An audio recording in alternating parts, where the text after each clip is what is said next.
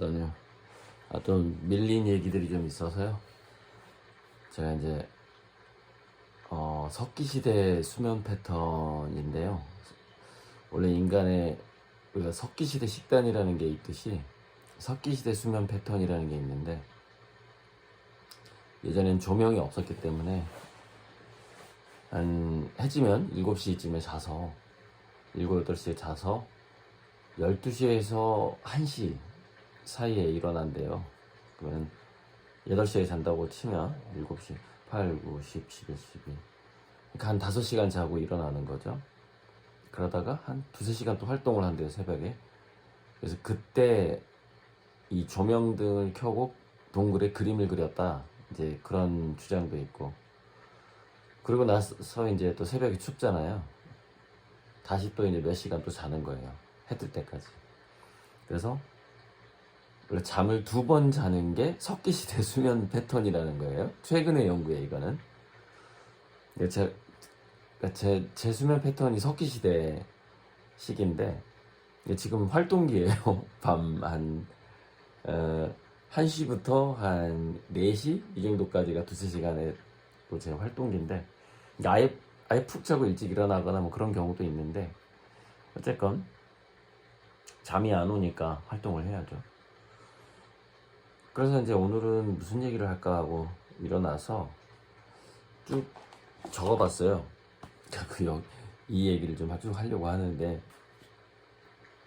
엎드려서 딱 적고서 이제 찍으러 왔는데, 그 전에 이제 이 사진은 오늘 오전에 찍은 그 제 500평 포도밭 사진입니다. 그래서 포도를 이제 한 50% 정도 식재를 했고요.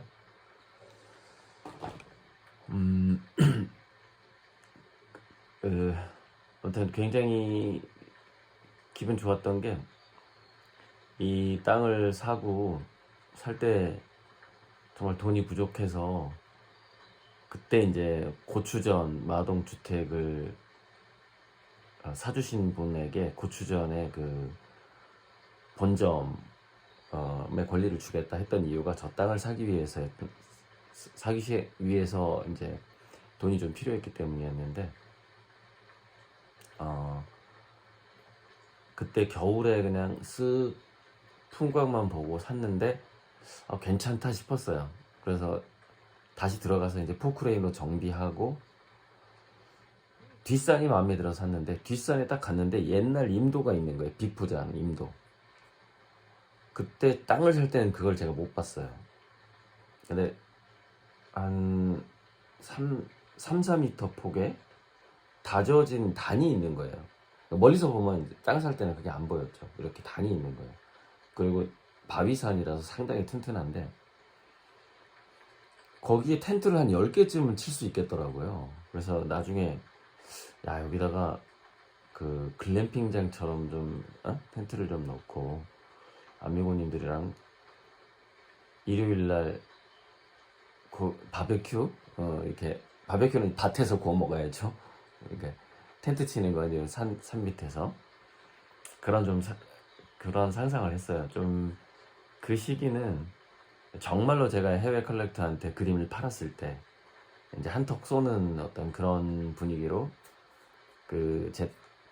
제가 사둔 그 땅에서 한번 바베큐 파티를 한번 했으면 좋겠다. 그래서 이제 포크레인이 온 김에 조그만 연못도 파서 거기다 이제 연꽃을 심으려고 하고. 제가 연신 얘기했는데 저번에, 그러니까 뭔가 바라보면서 기억하기 위해서 뭔가 어떤 아이콘이 필요했던 거죠. 요즘에는 이제 연꽃도 붙이지도 않는데, 이제 그 단계를 또 넘어선 것 같아요. 뭔가 이미지가 필요한 또 단계가 또 아닌 것 같아요. 그건 2011년, 12년 그때였고. 어쨌건 하지만 연꽃은 좋아합니다. 그래서 우물을 한 2개 파서 연꽃을 거기다 심으려고 하고요. 갔는데 되게 기분 좋았던 게, 갈대밭이 있고 이쪽에 한쪽에 보면 제가 정말 좋아하는 신우대가 있어요. 신우대. 제가 자랐던 시골에는 항상 신우대가 밭에 이렇게 조그맣게 있었거든요. 이렇게 언덕 같은데. 그래서 신우대를 보니까 좀 어렸을 때 생각 정말 많이 나더라고요. 정말 기분 좋았어요. 그 화살 만드는 신우대 있잖아요. 신우? 신우의 오원은 정확히 아직 안 찾아봐서 모르겠는데. 자, 그래서 넘어가고요.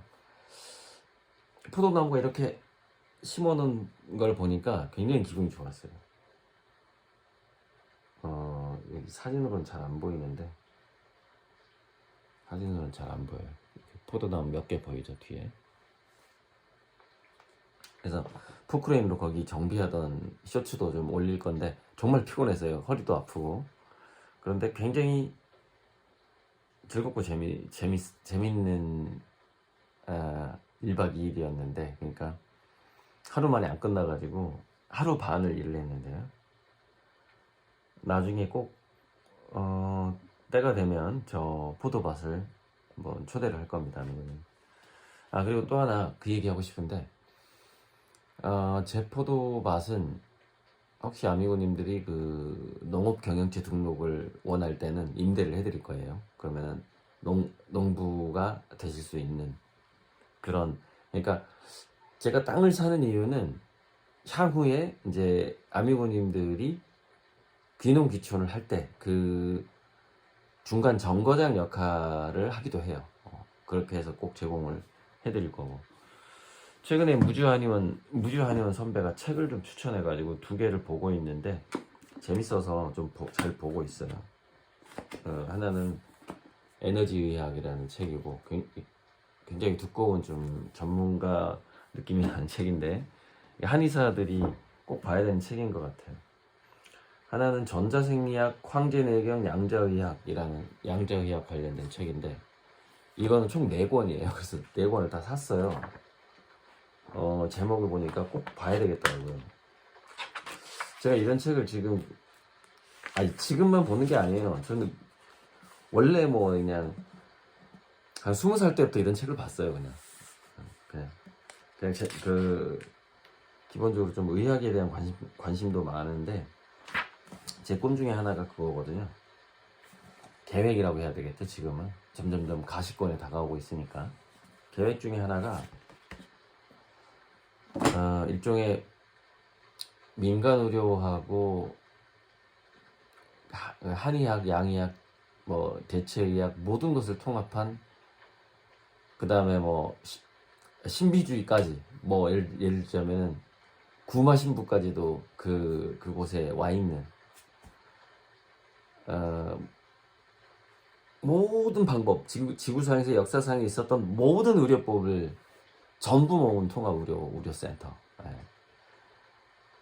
그리고 거기에는 음식도 치료기 때문에, 음식도 약이기 때문에 음식까지 가급적 뒤에 뭐 없는 어떤 토종 농사, 1차 농사까지, 그러니까 그 먹는 음식에서부터 치료를 할 수 있는 식재료만 가지고서 식단을 만드는 거죠.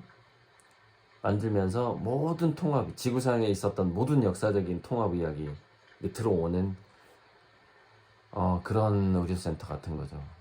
그거를 꼭 일단 돈 되는 대로, 뭐 저는 돈 버는 대로 지갑에 돈이 남아있지 않을 거예요. 하고 싶은 일이 너무 많아서. 그리고 거기 뭐 의사 월급만 주려고 그래도 얼마나 엄청난 돈이 들어가겠죠. 자, 그래서 이런 책을 뭐 최근에 읽는 게 아니고 그냥 뭐 20살 때부터 관심이 있었어요, 쭉. 근데 새롭게 이게 개정판이 나온다거나 좀 최신판이죠. 그러니까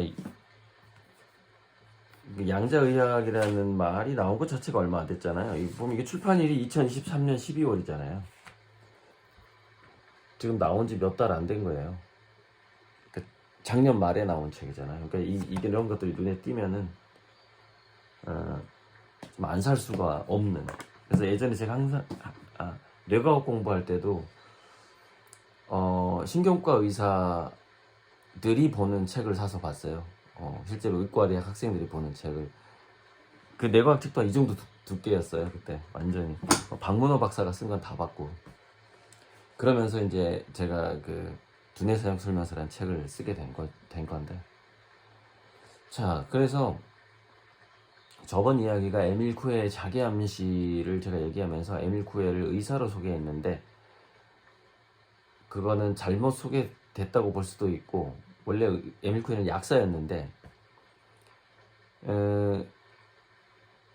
근데 의사라고 볼 수도 있는 게, 이게 이렇게 돼. 에밀 쿠에가 활동했던 시기가 1857년생이니까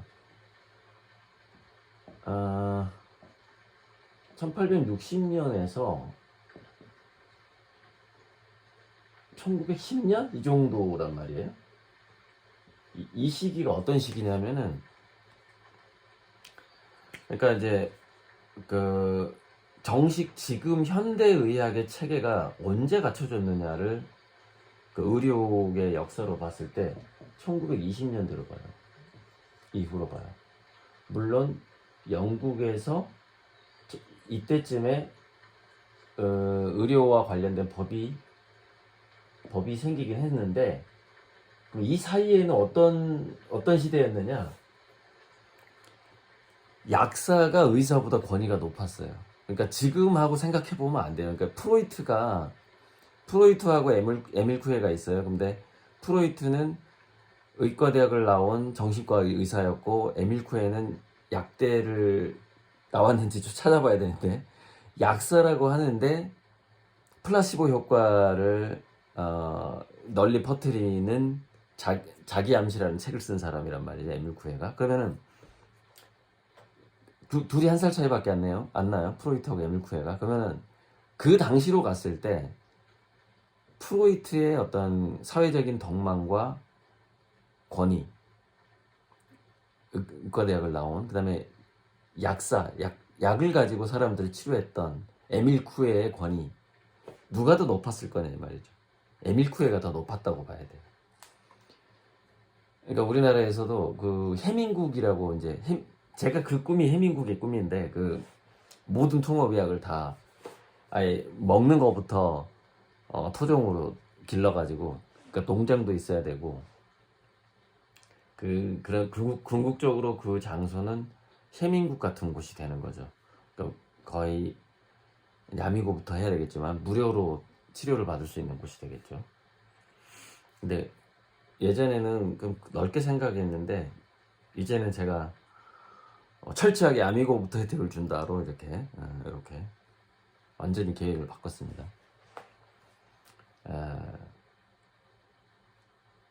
그게 부작용이 많더라고요. 사람들을 도와주니까 더 달라고 하는 사람만 나타나요. 그래서 철저하게 제가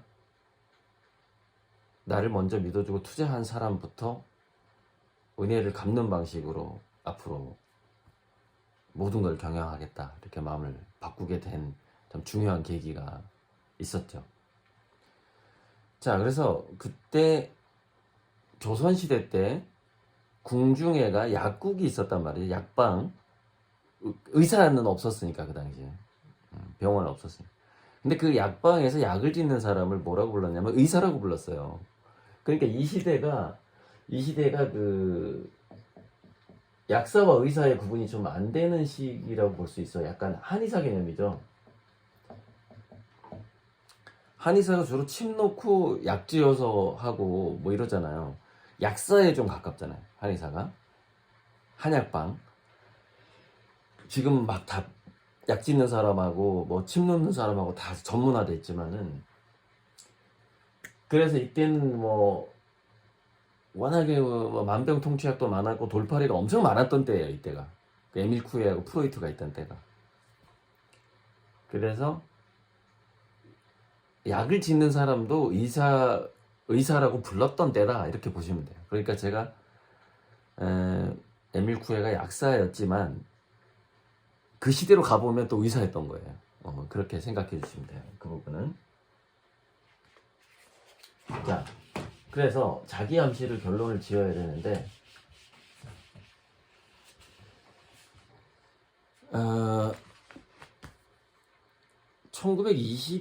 1922년에 나온 책이다. 그러면은 일단은 의심을 해봐야 되겠죠. 옛날에 나온 거기 때문에.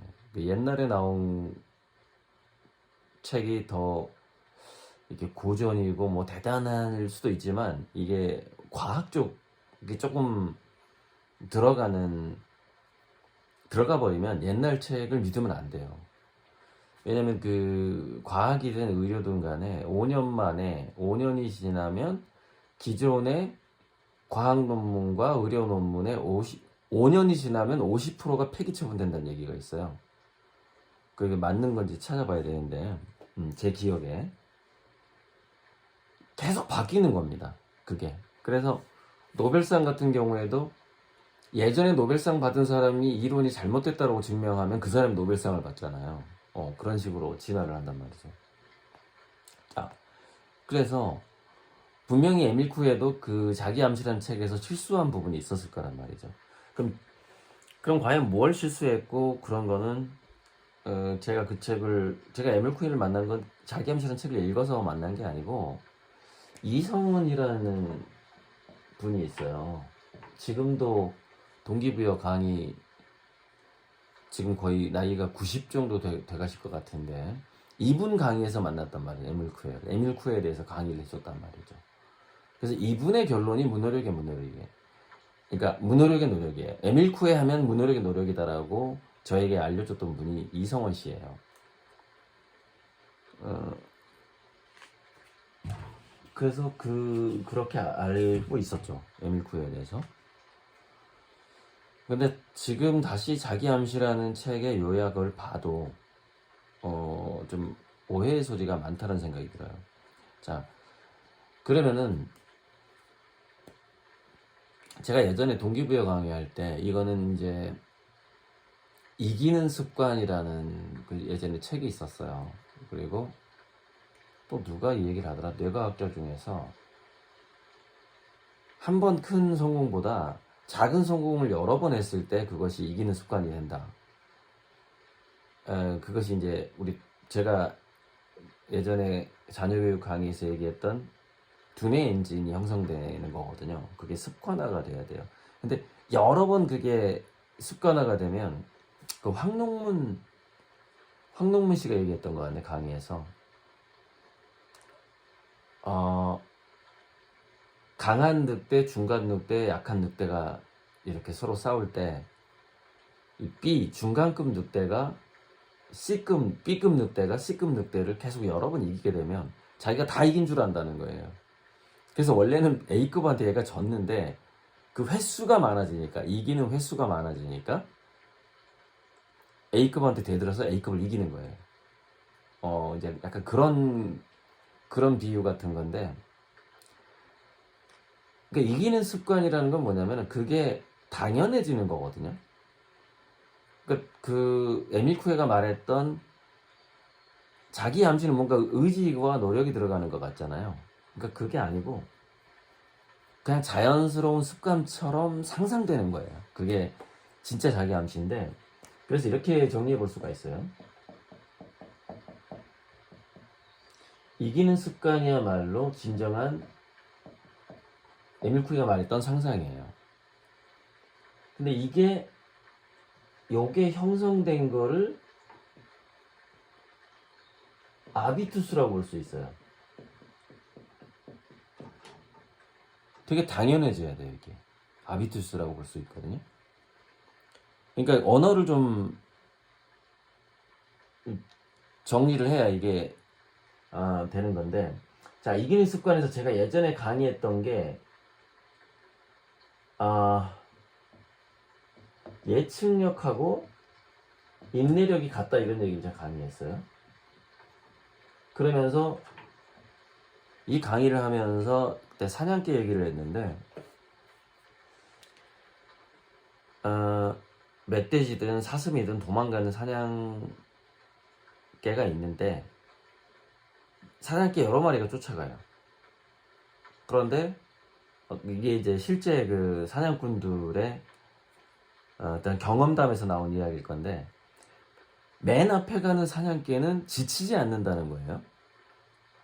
근데 맨 앞에 있는 사냥개를 쫓아가는 두 번째, 세 번째, 네 번째, 다섯 번째 애들은 지친다는 거예요. 그럼 왜 그럴까? 맨 앞에 가는 사냥개는 목표물이 보인다는 거예요. 저 앞에 사슴하고 멧돼지가 보인다는 거예요. 그게 계속 보이기 때문에 지치지 않는다는 거죠.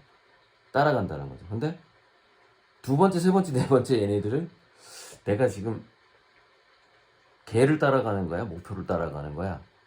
그러니까 뭔가 우리가 모방을 했을 때 무작정 그게 뭐랄까 자기 내면의 진짜 충동이 아니었을 때 그게 인내력이 바닥을 드러내요.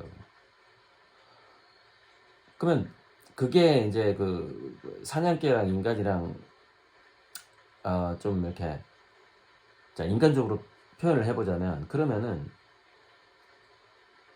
저 멀리 보이는 멧돼지나 사슴은 인간에겐 뭐냐면은 가시권 내에 가능성 있어 보이는 목표예요. 그게 뭐냐면 이제 자기 생각에 즉 시야에 들어왔다 이 말이에요. 시야에 들어왔다 뭔가가 시야에 들어왔다는 것은 잡을 수 있을 것만 같다라는 것이죠. 그게 그러면 이게 사람이라는 게 가능성을 느끼는 가시권이라는 게 범위라는 게 이게 뭔가 경험을 하면 할수록 공부를 하면 할수록 이렇게 넓어진단 말이에요. 넓어져요. 그 넓어지는 걸 뭐라고 부르느냐면은 지평을 넓힌다라고 얘기하는 거예요. 지평. 그러니까 이 가시권 시야를 넓히는 게 지평을 넓히는 거예요. 그리고 이 지평이 넓어진 것을 아비투스가 높다라고 하는 거예요. 그걸 아비투스가 높다라고 하는 거예요. 이렇게 연결이 돼 있는 거예요. 자, 근데 우리가 이기는 습관에서 비고츠키라는 사람이 꼭 등장을 해야 되는데 비고츠키의 비계 설정이라는 게 있는데 자기가 가고자 하는 목표점, 지점이 있었을 때 그거를 잘게 쪼개면 다 이룰 수 있다는 얘기를 한 게 비고츠키라는 거예요. 잘게 쪼개면 이게 만약에 이게 한 계단이야. 이렇게 계단이 커. 그러면 사람이 크기는 뭐 예를 들면 이 정도 된다고 쳐요. 이걸 못 올라가잖아 이거를. 근데 이 사람이 여기는 올라갈 수 있다 이거예요. 이게 비계 설정이란 말이에요. 비계 설정. 이 비계 설정이랑 지평을 넓혀가는 거랑 같은 거예요. 이렇게 넓혀가는 거죠. 여기 계단을 만드는 거예요. 여기다가 요게 요거죠.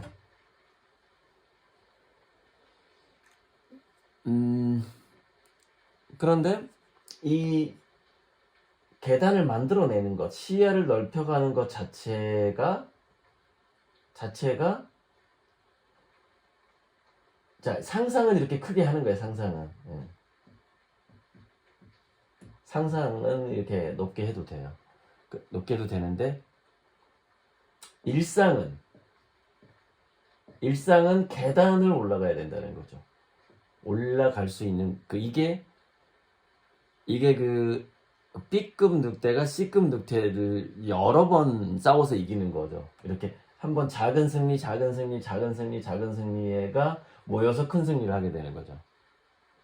근데 여기 올라가다 보면 이거 그냥 올라갈 수 있을 것 같이 상상이 된다는 거예요.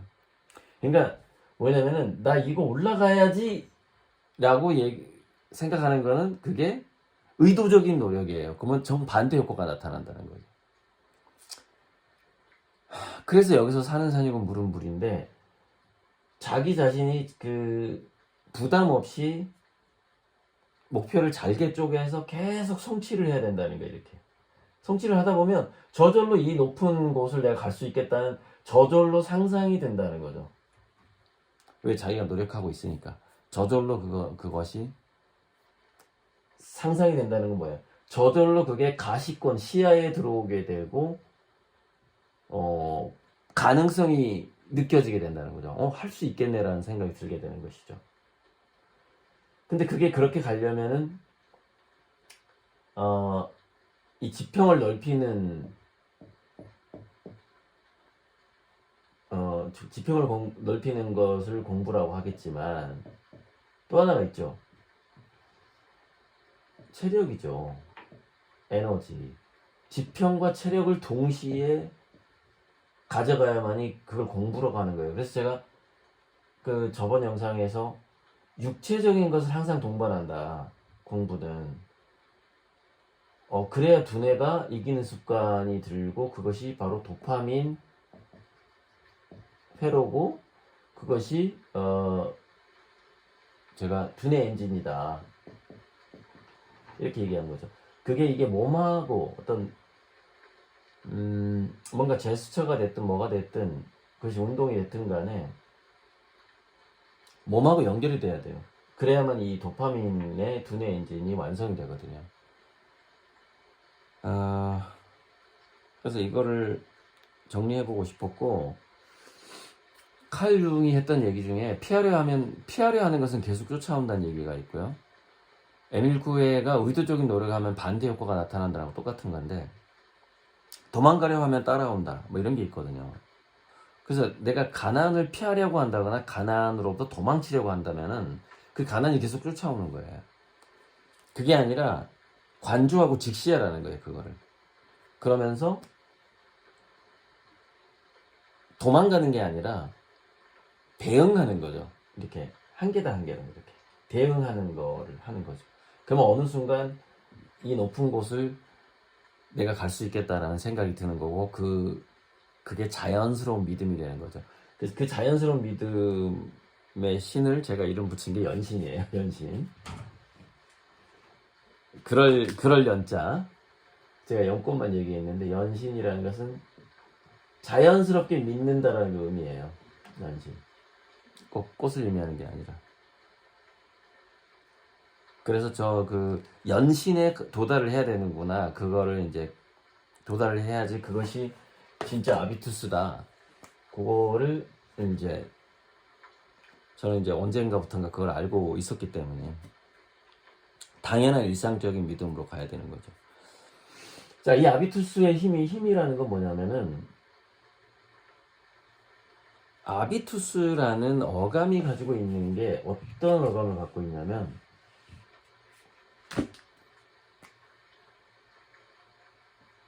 구조나 구도가 완전히 파악된 상태를 의미해요. 이게 완전히 파악된 상태예요. 그리고 이게 완전히 파악돼야만이 그게 자연스러운 상상이 가능해요. 근데 구조나 구도를 그게 뭐냐면 이 세상의 구조나 구도가 뭐예요? 오늘 또 우리 예명 하나 나오네. 기초 원리잖아요. 길이 원리, 또 법칙 같은 거. 여기에 대한 공부가 따르지 않으면 구조와 구도의 파악이 잘 안 되거든요. 그러면 자연스러운 상상과 아비투스로 가기가 어려워져요. 그러니까 결국에는 지평을 넓히는 공부가 필요한 것이죠. 그래서 공부와 수련이 필요한 거죠. 이거 없이는 지평이 넓어지지 않을 것이고 구조나 구도가 파악되지 않을 것이고 그러면 자연스러운 상상으로 가는 게 아니라 때를 쓰게 된단 말이에요. 때. 신한테 어린애가 엄마한테 저거 사줘 하는 것처럼 저거 나한테 던져줘라는 때를 쓰게 된다는 것이죠. 그게 당연히 올 거라고 믿는 연신이나 뭐 그런 게 아니라. 그래서 이 공부와 이런 수련이 비고축기의 바로 비계 설정이고 작은 계단을 나눠서 한 계단씩 올라가는 것이죠. 자, 물론 제가 아미고님들께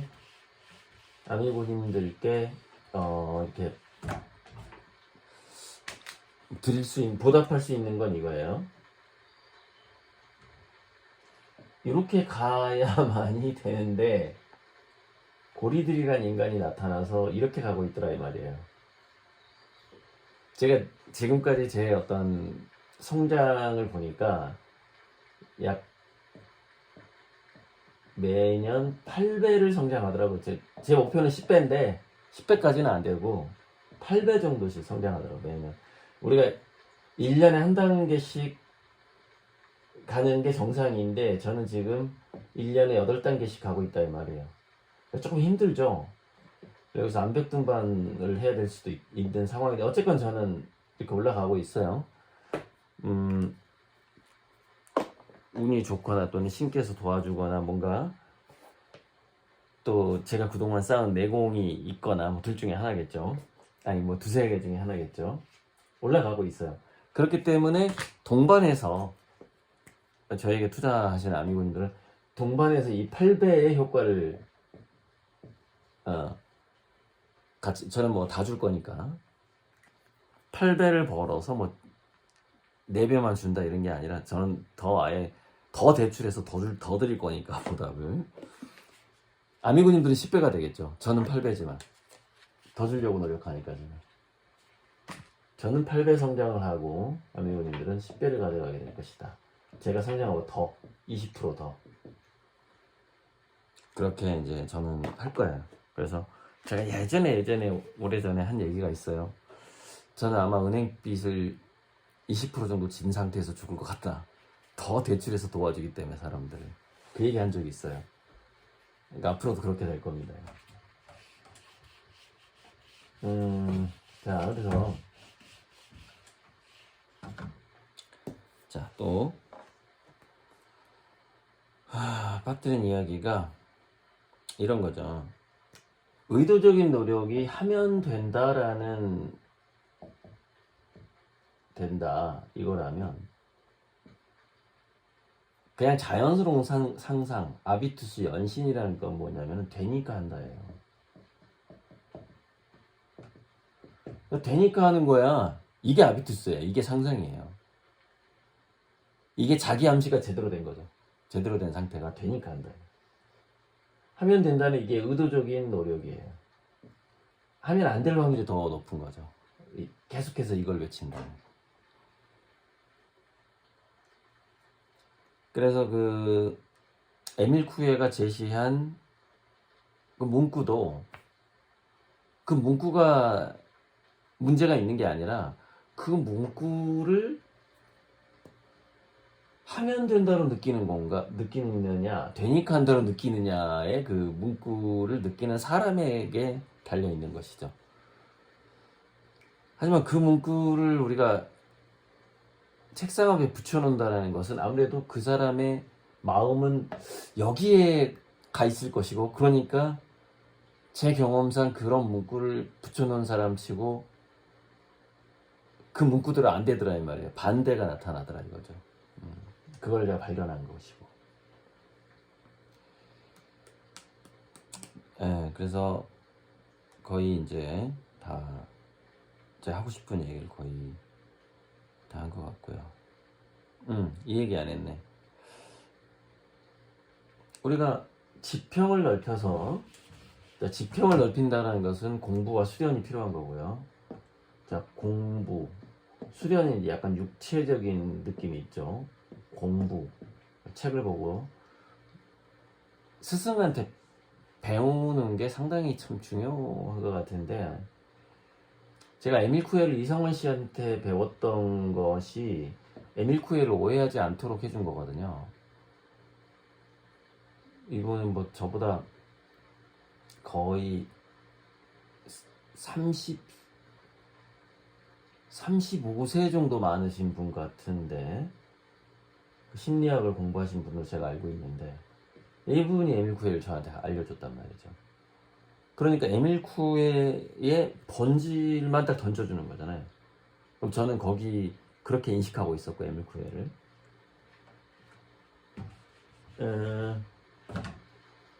그래서 공부와 수련을 통해서 자연스럽게 이렇게 되니까 한다가 돼야 된다는 것이죠. 되니까 한다. 그래서 이거하고 비슷한 게, 공부와 수련을 통해서, 자, 그럼 지평만 높아지는 게 아니잖아요. 고도가 생기죠. 고도. 더 높은 목표가 설정이 되는 거죠. 왜? 그게 시야에 들어오니까. 별을 딸 수 있을 것 같으니까. 그러죠. 달에 갈 수 있을 것 같으니까. 옛날에 지금 정말 진짜 가잖아요, 인간이. 평수도 넓어지지만 높이도 올라가는 거죠. 이렇게 동시에. 자, 그러면서 이 되니까 한다는 비슷한 말이 하나 있어요. 그 예전에 그 등반가 했던 말이에요. 왜 산에 가냐? 그러니까 산이 거기에 정확하지는 않아요. 이렇게 대답했다고 제가 알고 있거든요. 산이 거기에 있으니까. 정말이나 볼까요? 간단하게 이 정도 치면 나오지 않을까? 그 사람 누구고 어떤 말을 했는지. 산이 거기에 있어서 이 정도만 해도 나오지 않을까요? 산이 거기에 있어서 그곳에 간다라는 누구나 여기 있네. 영국의 사나이인 조지 멀로리 딱 나오네.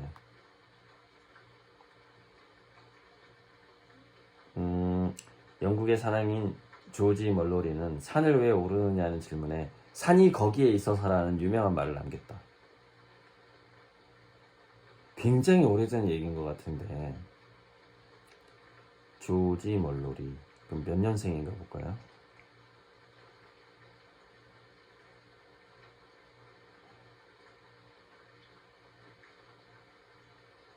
조지 멀로리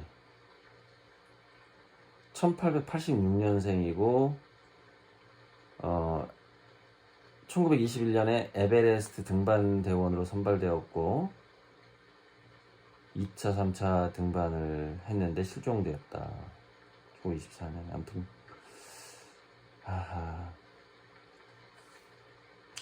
아무튼 이 명언으로 더 등반의 기록보다는 이 명언으로 더 유명해진 분이네요.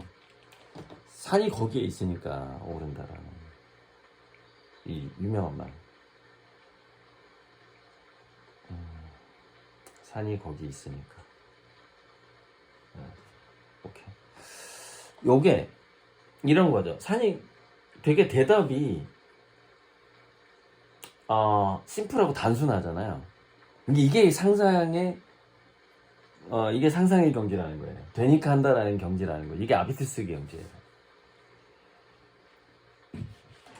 그래서 이제 바로 제가 이제 장명을 해드리는 것은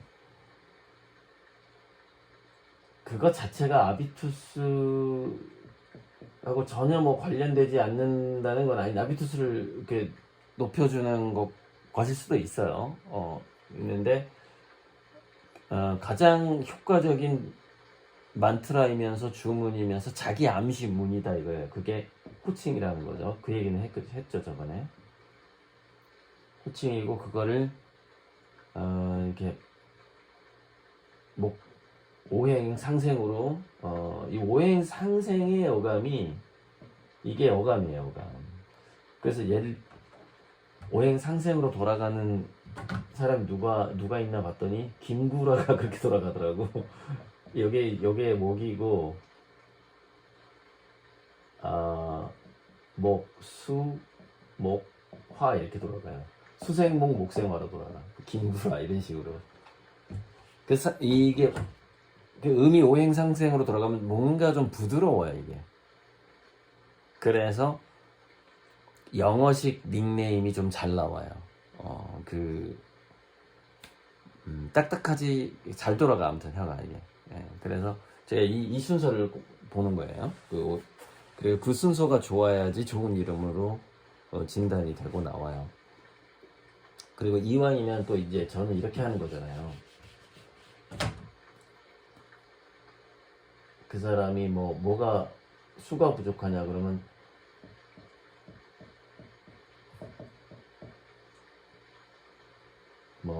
한 번 더 술을 한 번 더 집어넣을 수도 있고 받침에다가 여기다가 이렇게 집어넣을 수도 있고 그래요.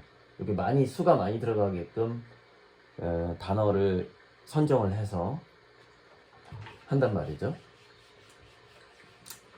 그래서 제가 처음에 나에게 부족했던 어떤 오행 중에 하나가 있는데 그것이 10년 대운, 20년 대운으로 내 부족함을 채워주는 바로 그런 역할을 이름으로도 할 수 있다. 이제 그렇게 처음에 주장했던 것이고요.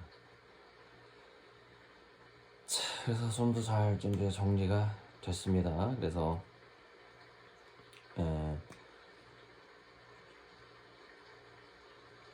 이렇게 8배씩 갑니다. 8배씩. 그 얘기 하려고. 자, 2019, 20, 21, 22, 23 이렇게 쭉 가고 있어요. 또 이제 24, 25, 25는 뭐 이렇게 갈 수도 있고. 지하트 페어 얘기하고 마무리를 지어야 되겠는데, 최근에 계약을 한 건 했는데,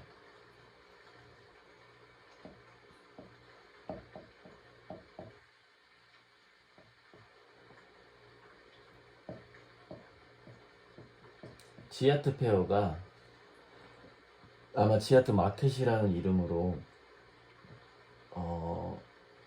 바뀔 것 같아요. 아트 페어가 너무 흔해져 가지고. 그래서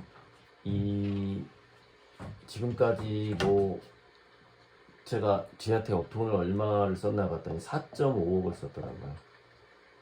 한 체감상은 제가 5억은 쓴 것 같은데 계산을 해보라고 그랬어요. 그랬더니 4.5억 정도를 썼더라고요.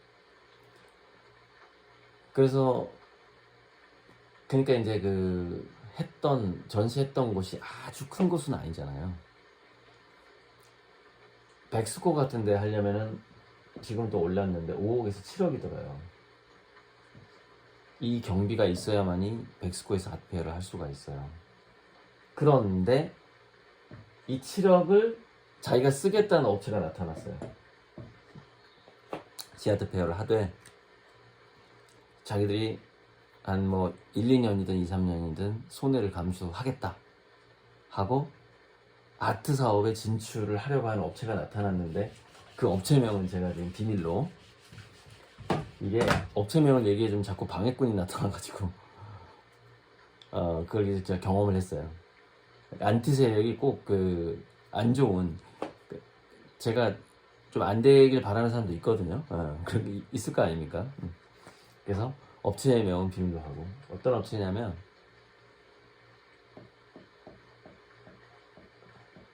그러니까 의료산업 페어를 하는 업체예요. 원래 참 이것도 재밌는 건데, 의료기기 엑스포를 하는 업체예요. 그러니까 병원 의사를 상대로 의료기기를 팔고 이렇게 수입 의료기기 등등등 그걸 페어를 해왔던 업체인데, 이 업체가 미술 사업을 하고 싶어 하는 거예요. 그래서 자기들은 이렇게 생각합니다. 이거를 미술품을 병원과 의사들한테 팔 수 있다라고 생각을 하는 거예요. 요거만 팔다가, 의료기기만 팔다가 이제 미술품을 팔자 이거죠. 이 생각을 하게 된 겁니다. 그래서 이 업체가 우리 어떻게 미술계로 한번 들어가 볼까 해서 이제 지하트를 선택하는 거죠. 지하트랑 손잡고 한번 가보자 이렇게 된 거죠. 네. 그래서 그 업체가 드디어 백스코에서 지하트 페어에 일단 전체 비용을 감당을 하고, 거기서 수익이 글쎄 첫 해는 당연히 안 나고 1년 후에 날지 2년 후에 날지 모르지만 보통 한 3회까지는 수익이 안 날 수 있다, 이렇게 보고 있죠. 전체 부수비를 대야 되는데 부수비하고 운영비 한 7억 정도 든대요. 그거를 과연 뽑을 수가 있는가. 그러려면은 만약에 그 예술가들한테, 보통 아트페어들은 그걸 부스 임대료로 다 뽑는데 우리는 그렇게, 우리 그 지하트 그 회원들이 그렇게 부자 화가들 아니고 그게 안 되니까. 그래서 예를 들자면은 7억이다. 어떻게 될지 몰라요. 그러면은 지하트 회원들의 부스비는 한 3억밖에 안 들어온다. 그러면 그 업체가 4억을 감당을 해야 되는 이제 그런 구조가 되는 거죠. 그래서 제가 지하트를 지원을 할 때는 정말 백스코나 코엑스나 이런 데서 꼭 하고 싶었는데 여력이 안 돼서 정말 가슴이 아팠는데 그래도 이제 그동안 제가 한 3년 이상 지원을 했잖아요. 그러면서 세력 지하트도 더 많이 알려줬고 했기 때문에 그런 어떤 의료기기 엑스포를 하는 업체가 지하트한테 손잡자고 또 손을 내밀고 이런 때를 기다렸는데 이렇게 또 연결이 돼서 굉장히 기쁩니다. 이게 최근에 지금 한 2, 3일 전에 계약한 건입니다. 네, 기쁜 소식 전하면서 여기까지 하겠습니다.